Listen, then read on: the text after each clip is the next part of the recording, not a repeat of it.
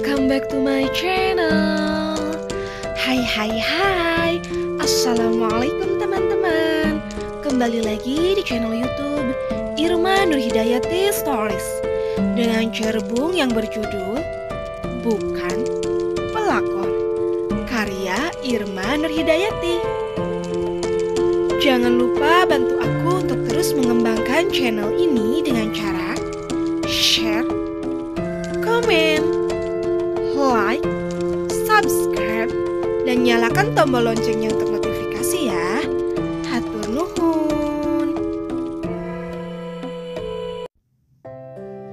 Awalnya aku mengira Mas Danis akan langsung berbalik ke kamarnya. Namun ternyata dia malah melangkah masuk ke kamarku. Entah apa yang akan dilakukannya. Sore ini sikapnya sungguh aneh dan cukup membuatku kesal. Sebaiknya kamu kembali ke kamar, Mas. Aku sedang ingin istirahat. Besok pagi-pagi harus menemani Pak Marcel meeting. Mulai malam ini kita akan tidur dalam satu kamar yang sama. Mataku mendelik tak percaya. Sejak kapan Mas Danis pikirannya menjadi error seperti ini? Bukankah dari awal pernikahan, dia sudah memutuskan untuk tidak tidur sekamar denganku? Tetapi mengapa hari ini pikirannya berubah? Enak saja, aku tidak sudi tidur dengan lelaki sepertimu. Memangnya kenapa? Bukankah kita sudah sah menjadi sepasang suami istri, baik di mata hukum maupun mata agama? Tetap saja aku tidak setuju. Setuju tidak setuju, kamu harus setuju. Ayo kita tidur. Mas Danis masuk ke kamar dan langsung mengempaskan tubuhnya di kasur. Kuembuskan napas kasar lalu mendekati lelaki itu di ranjang. Kutempelkan telapak tangan di keningnya. Pantas saja pikiranmu aneh. Rupanya kamu sedang demam, Mas. Temani aku tidur. Lebih baik aku tidur sama kucing daripada harus tidur dengan kamu. Kuambil selimut dan bantal. Malam ini terpaksa harus tidur di sofa kamar. Lelaki itu tidak mungkin akan berubah pikiran, mengingat wataknya yang keras, juga gengsinya yang cukup tinggi. Namun di luar dugaan, lelaki itu datang mendekat lalu membopongku ke keranjang. Turunkan aku, Mas. Mas Danis merebahkan tubuhku di ranjang dengan perlahan. Lalu kembali ke sofa untuk mengambil selimut dan bantal yang tadi sempat kupindahkan untuk tidur di sana. Ternyata tubuhmu berat juga ya, ucapnya seraya membaringkan tubuhnya di sampingku. Ada apa denganmu, Mas? Tidak seperti biasanya sikapmu baik seperti ini, ucapku seraya tersenyum kecut. Sudahlah, Mas. Aku mengerti. Pernikahan ini terjadi tanpa adanya cinta di antara kita. Jadi, lepaskan aku. Dengan begitu, tidak akan ada lagi penghalang hubunganmu dengan wanita manapun. Bukan itu yang aku inginkan. Lepaskanlah, Mas. Percuma diteruskan. Hanya akan membebani kita berdua. Raihlah kebahagiaanmu bersama seorang yang tepat. Seseorang yang mampu menarik simpati dan hatimu setelah Mbak Hana. Sejenak tak ada balasan dari Mas Danis.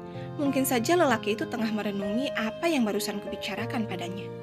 Akan tetapi, menurutku itu jauh lebih baik daripada menjalani biduk rumah tangga tanpa cinta. Hanya akan menyakiti hati kami masing-masing. Namun kemudian tangan Mas Danis melingkar di perutku. Lelaki itu mendekatkan bibirnya tepat di telingaku. Beri aku kesempatan untuk memperbaiki semua. Biarkan aku mengenalmu lebih jauh. Satu hal yang harus kamu tahu, tidak mudah bagi seorang Danis untuk berpindah ke lain hati. Namun, jika kamu berhasil menarik simpatiku, apalagi berhasil membuatku jatuh cinta, maka selamanya cinta dan hati ini akan menjadi milikmu.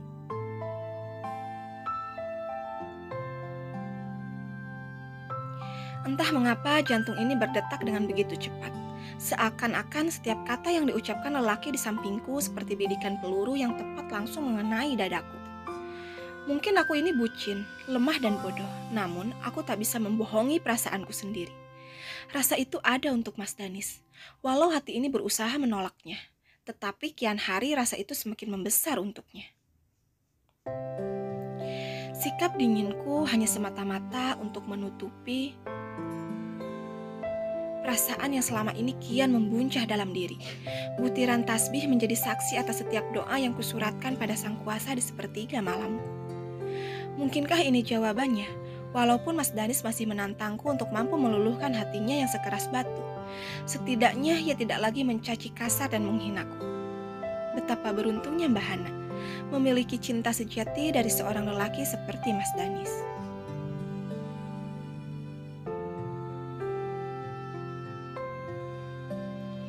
Tak lama kemudian terdengar dengkuran dari Mas Danis. Betapa mudahnya lelaki itu tertidur lelap di sampingku. Dengan perlahan kulepaskan tangannya yang melingkar di perut, lalu merubah posisi tidurku menjadi menyamping. Kutatap dalam-dalam wajahnya yang meneduhkan. Hati wanita mana yang tidak akan terpesona pada wajah tampannya? Pantas saja, Mbak Hana dulu seringkali bercerita tentang beberapa wanita yang mengejar-ngejar cinta Mas Danis. Beruntung, ia seorang lelaki setia yang tidak mudah goyah dengan kedipan dan lekuk tubuh wanita lain. Namun, lain cerita denganku. Jika dulu Mas Danis begitu mencintai Mbak Hana, maka denganku sebaliknya. Walaupun dia meminta waktu untuk kami saling mengenal, bukankah besar kemungkinan dia akan tertarik dengan wanita lain yang penampilannya jauh lebih menarik dariku? Aku menggeleng singkat, lalu menepuk keningku sendiri.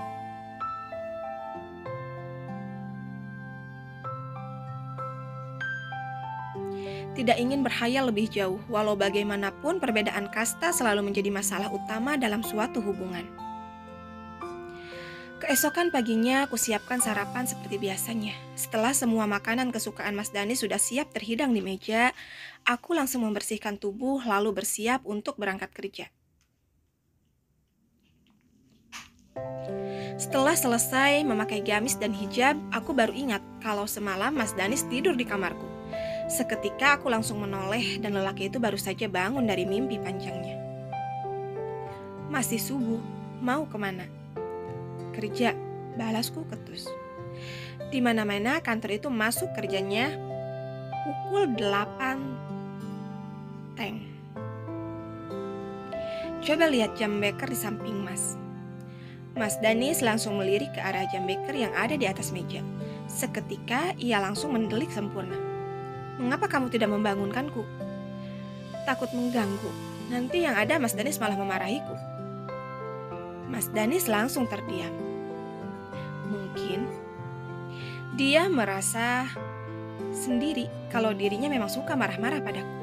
Entah ada angin apa, tiba-tiba sikapnya berubah secepat ini. Aku berangkat dulu, Mas. Sarapan sudah siap di meja makan. Biar aku antar.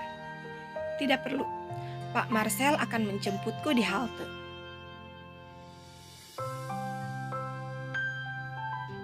Tidak, bilang sama Marcel, kalau pagi ini aku yang akan mengantarmu. Mas Danis lupa ya, kalau kemarin-kemarin sering menghinaku di depan Pak Marcel. Tidak mungkin kan, hari ini bakal mengaku sebagai suamiku. Mas Danis menaikkan sebelah alisnya. Sepertinya ia sedang berpikir. Kemudian berucap, tidak masalah.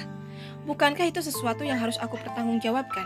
Daripada nanti Pak Marcel mengajakmu menikah.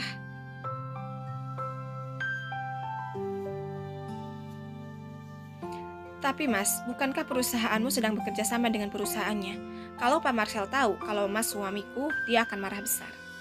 Bukan hanya karena status hubungan kita, tetapi juga karena kita sudah berbohong besar kepadanya. Apalagi Mas Danis sudah menghinaku di depannya. Bisa-bisa ia langsung membatalkan kontrak kerja denganmu. Mengapa kamu sangat spesial di mata Marcel? Jangan-jangan dia menyukaimu, Nau?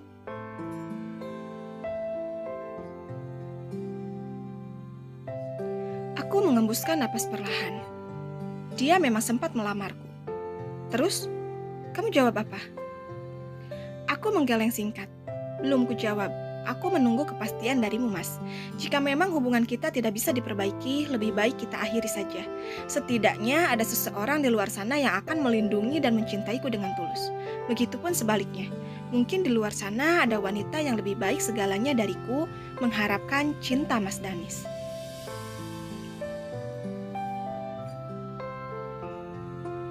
Tapi aku berangkat kerja dulu. Assalamualaikum. Setelah mengucap salam, aku langsung keluar kamar. Walau berat hati mengatakan itu, tetapi setidaknya aku sudah menyuruh Mas Danis untuk memilih. Bertahan atau melepaskan, semua keputusan ada di tangannya. Teriakan Mas Danis dari dalam kamar menghentikan langkahku.